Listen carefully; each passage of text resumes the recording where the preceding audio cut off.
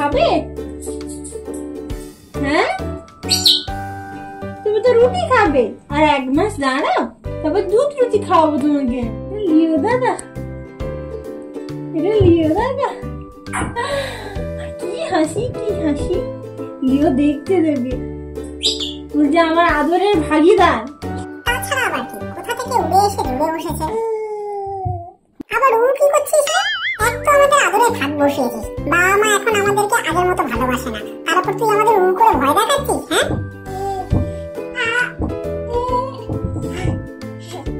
দেখ তো তোর ভাই তোকে পেয়ে কত খুশি, আর তুই ওর বিল্লি মৌসিকে মেরে দিয়েছিলি।